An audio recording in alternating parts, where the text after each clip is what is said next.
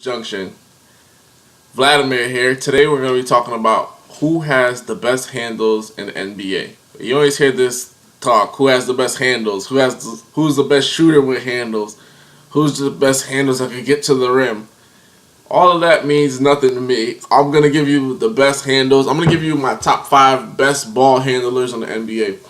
Number 5, I have to go with LeBron James. LeBron James, 6'8". He has crazy handles for a guy of that size. He gets to the basket at will.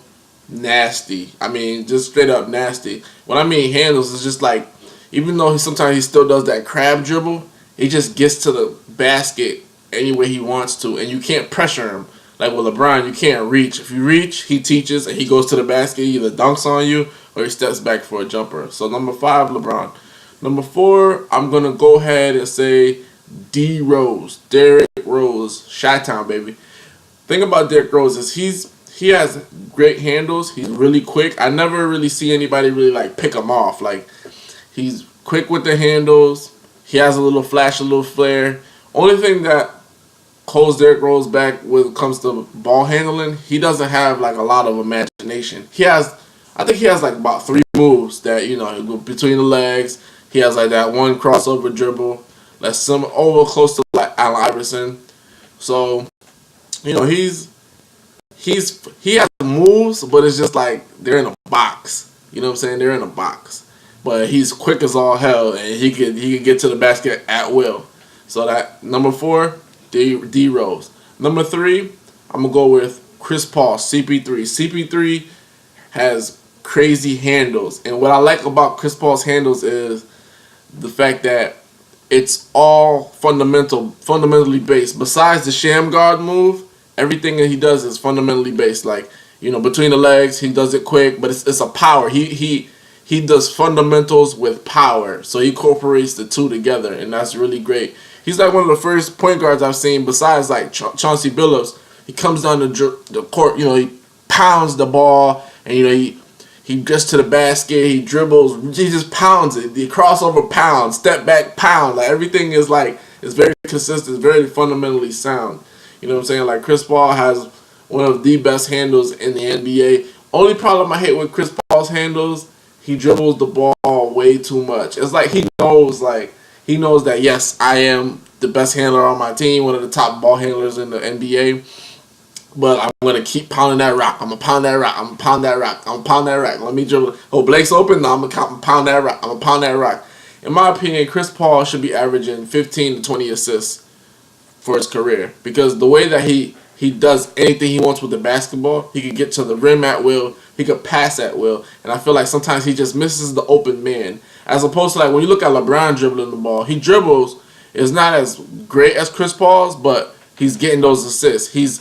He's making the play. He's making more plays, in my opinion, than Chris Paul. Even though Chris Paul is a terrific player, I feel like LeBron James kind of makes the play more with his handles. He's making the play. He's creating with the dribble as opposed to just using the dribble to get around.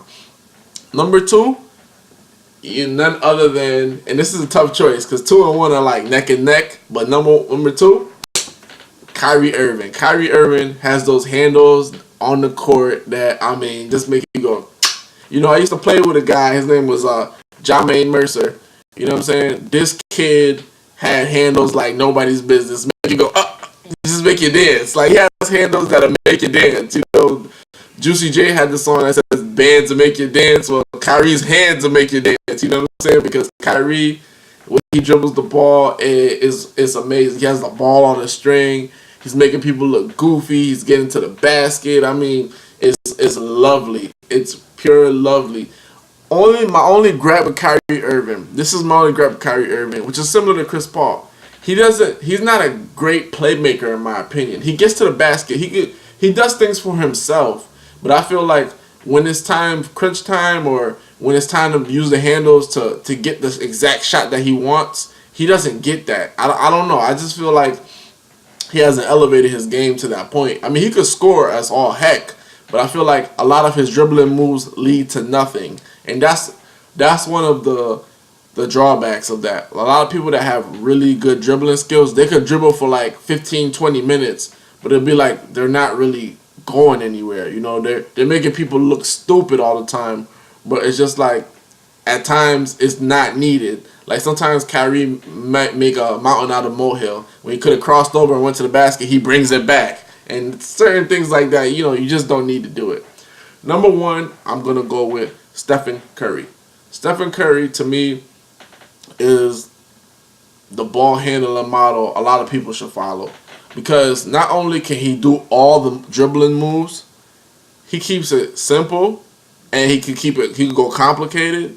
But the greatest thing with him is both hands. The boy is ambidextrous. Okay? Now, if you know anything about that means left hand strong, right hand strong. And I love it. I love it. Kyrie is almost ambidextrous, but not like Curry. Curry dribble off the dribble, he could go for a layup off the left hand. Off the dribble, he could go for a layup off the right hand. Off the dribble, he could go for a floater off the left hand. Off the dribble, he could go for a floater off the right hand. I mean, it's beautiful.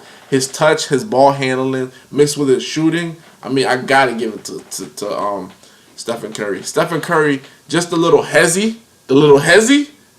That's it. You're going to jump. It's automatic. You have to jump because you have to honor his jump shot. Now that opens up the dribble. You know, he's going to cross you over. He's going to put the ball behind his back. And he's one of the first few players, besides I would say Sean Kemp, to really use that behind the back move effectively. You know, if you guys remember NBA 2K1, there were two moves you could do in the Dreamcast. You could spin, and then you could do the behind the back. Stephen Curry is that behind the back in NBA 2K1 where you can't stop it. You cannot stop that. Remember you couldn't stop the spin and you couldn't stop the behind the back. As soon as they do the behind the back, they get the lane. And that's how Curry is. He goes behind the back. You don't know if he's gonna snatch it back or you don't know if he's gonna shoot it. You don't know what he's gonna do. And that's the thing. Not only is his dribble moves potent, they create a lot for the team. It's not for himself. He doesn't just dribble in one place and pound the rock. He dribbles with a purpose. It's mainly north, south, and north and south. He's not side to side too much. He's hitting you with a move, going to the basket. Hitting you with a move, step back, let me create space. Everything he does with the dribble it has a purpose. It's not like empty space. It's not a lot of dead dribbling. It's not too much oohs and ahs. Even though he gets them, you know what I'm saying? But he doesn't like use it in a inappropriate way. He embarrasses people, but it's not even like he's looking to do it. Like when he did that move on Chris Paul and made Chris Paul fall, I think it was 2 years, like last year. I mean, it wasn't like he was really trying to make him fall. He didn't like do the move and keep dribbling and you know, hot saucing it. None of that. He just did it and then he got the shot. Bang. That's it. You know what I'm saying? Like, those are the things that you got to look for with your dribble. Is your dribble useful? If you're just pounding the rock just to pound the rock, you're killing time and you're killing that shot clock. But those are my top 5 ball handlers. You know, LeBron James, number 5. I got to give it to him. The boy could dribble like nobody's business. Derrick Rose, number 4. CP3, number 3.